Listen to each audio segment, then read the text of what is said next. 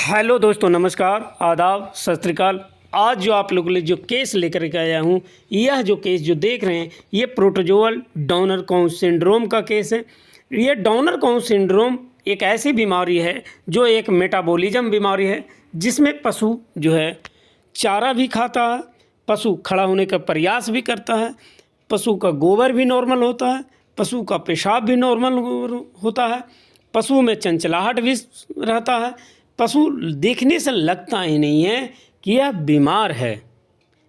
यह जो पशु आप जो देख रहे हैं, ये 4 दिन से पशु बैठी हुई है, लगातार इसका इलाज किया जा रहा है, लेकिन इसमें पशु जो है, पशुपालक ने बताया कि ये खड़ी ही नहीं हो पाई।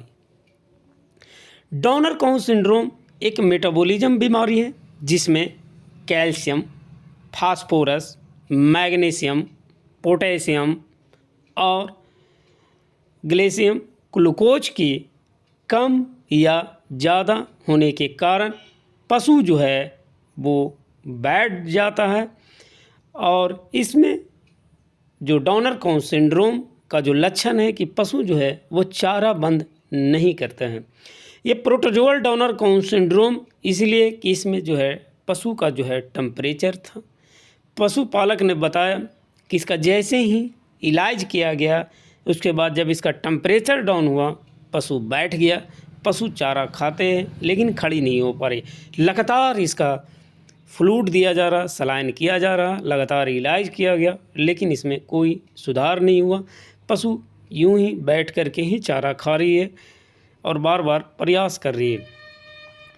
यह पशु जैसे ही डॉनर काउंट सिंड्रोम का अगर आप इलाज करने के लिए जाते हैं, तो डॉनर काउंट सिंड्रोम का इलाज में डायग्नोसिस आपको सही होना चाहिए।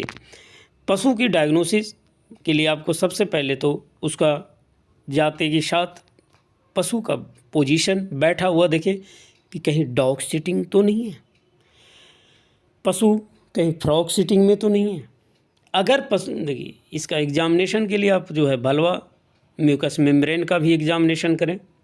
और ये देखिए पिंक है, हल्का इसका जो है वो डाउन आरबीसी हुआ है, जिसके कारण जो है कि वाइटनेस भी आपको दिख रहा होगा। और ये देखिए आई म्यूकस मेम्ब्रेन जो है पिंक है।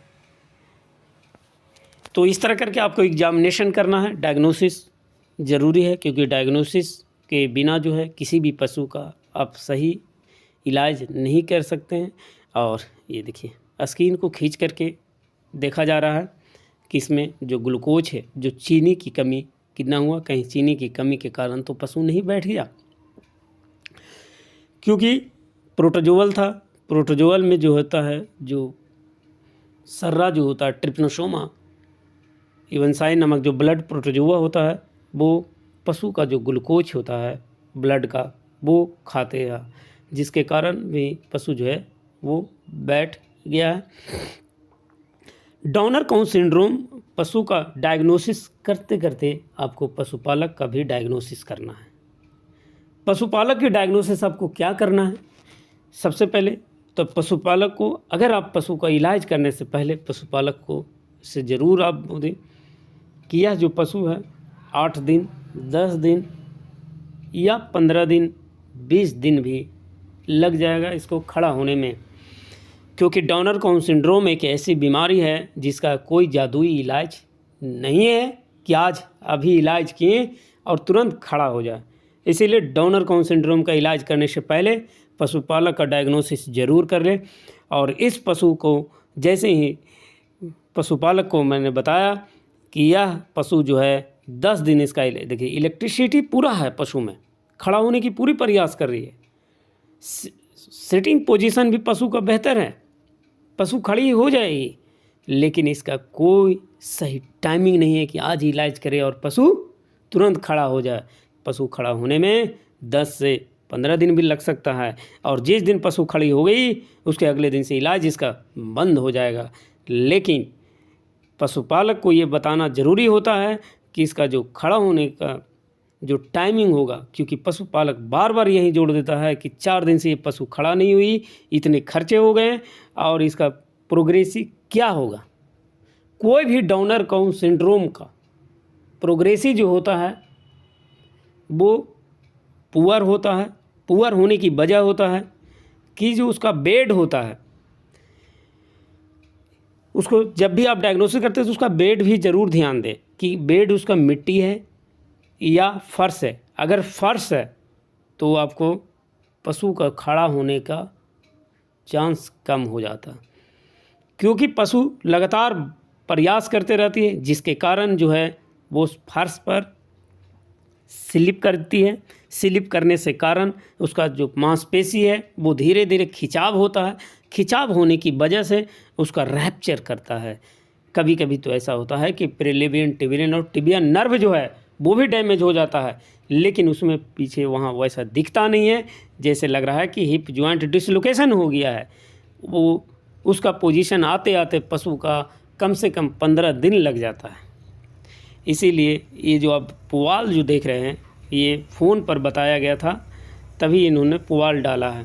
पहले से पुआल डाला हुआ इतना नहीं था। जब पशुपालक को इसके बारे में बताया गया कि इसे का इलाज जो है 10 से 15 दिन होगा, पशु को डायग्नोसिस किया गया। उसके बाद जब पशुपालक से सहमति लिया गया कि ये 10 दिन इसका इलाज होगा लगातार, तब जाके पशु खड़ी होगी, या 15 दिन भी लग सकता है। पशुपालक ने बताया कि इसका गारंटी है। इसीलिए मैंने आपको बताया कि पशुओं की डायग्नोसिस करते के साथ साथ पशुपालक की डायग्नोसिस ज़रूर करें, क्योंकि डाउनर काउन सिंड्रोम कोई जादुई इलाज नहीं है। जब पशुपालक इसका खर्च जो है लगातार इसमें हो रहा है, पशुपालक भी इससे खीस में है, और पशुपालक की सहमति नहीं होने के कारण पशु को इसी पोजीशन में छोड़ना पड़ गया। डाउनर काउन सिंड्रोम के इलाज के लिए सबसे पहले तो आपको कॉर्टिकोस्टेरॉइड इस्तेमाल करना है। कॉर्टिकोस्टेरॉइड में आपको प्रेडनिसोलोन का इस्तेमाल करना है या वेटालॉक का इस्तेमाल करना है, क्योंकि ये पशु गाभिन नहीं है। अगर गाभिन है तो फिर वेटालॉक, प्रेडनिसोलोन का इस्तेमाल नहीं होगा। साथ में इसमें ग्लूकोज के लिए बक्ट्रोज या रिंटोज का इस्तेमाल करें या इंटरलाइट का इस्तेमाल करें। साथ में CBG का इस्तेमाल करें, ट्राइरेडिसोल H का इस्तेमाल करें। इसमें विटामिन E और सेलेनियम के लिए आप रिप्रोनल का इंजेक्शन का इस्तेमाल करें। ये ओरली में E-केयर-C का इस्तेमाल करें। साथ में इसमें मिकोवेट का इस्तेमाल करें। फास्फोरस के लिए नोविजैक का इस्तेमाल करें, जो बफर फास्फोरस है। साथ में इसमें एनाल्जेसिक का भी इस्तेमाल करें, और लगातार इसका फ्लूइड दोनों टाइम दें और बेहतर रिजल्ट आता है। इस तरह का और अधिक जानकारी चैनल को सब्सक्राइब। धन्यवाद।